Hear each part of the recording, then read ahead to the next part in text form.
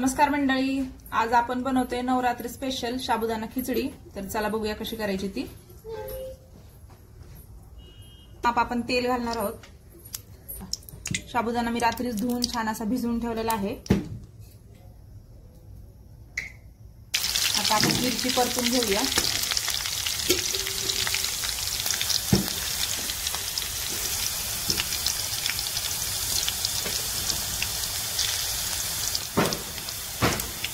तर आपण आता साबुदाण्यामध्ये मीठ आणि शेंगदाण्याची पूड घातलेला आहे, सगळं घातलेलं आहे। आता आपण ह्याला छान असं परतून घेऊया।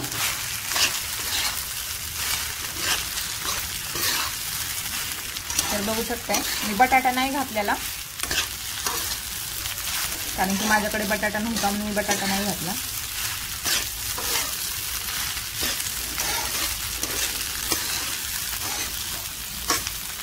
तर असं छान प्रकारे असं खाली वरला हलवून घेऊया। बघू शकताय साबुदाणा असा मस्त फुललेला आहे।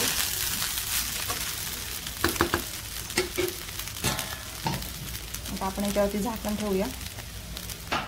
तर मी झाकण काढले। आता आपण एकदा खाली वर करूया खिचडी।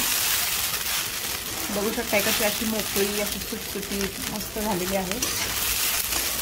आपण परत 2 मिनिट आणखी झाकण टाकून ठेवणार आहोत।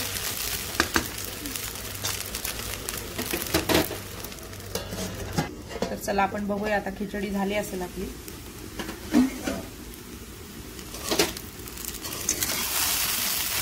तर बघू शकताय आपली खिचडी तयार आहे, एकदम मोकळी सुटसुटीत।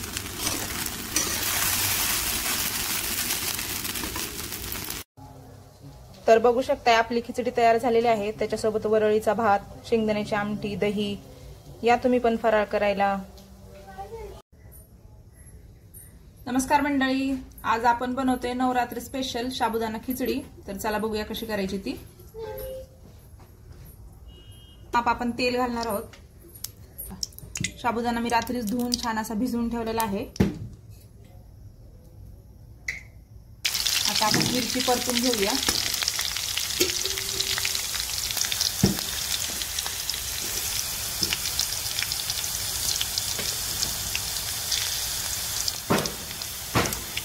तर आपण आता साबुदाण्यामध्ये मीठ आणि शेंगदाण्याची पूड घातलेला आहे, सगळं घातलेलं आहे। आता आपण ह्याला छान असं परतून घेऊया।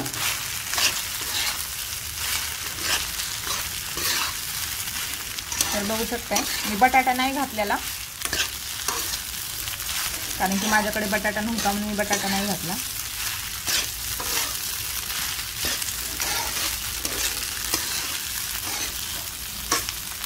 तर असं छान प्रकारे असं खाली वरला हलवून घेऊया। बघू शकताय साबुदाणा असा मस्त फुललेला आहे।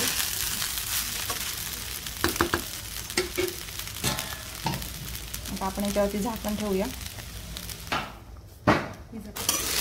तर मी झाकण काढले। आता आपण एकदा खाली वर करूया खिचडी। बघू शकताय कशी अशी मोकळी अशी सुटसुटीत मस्त झालेली आहे। आपण परत 2 मिनिट आणखी झाकण टाकून ठेवणार आहोत।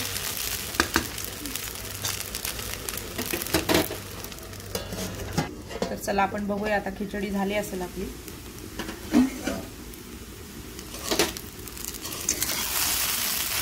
तर बघू शकताय आपली खिचडी तयार आहे, एकदम मोकळी सुटसुटीत।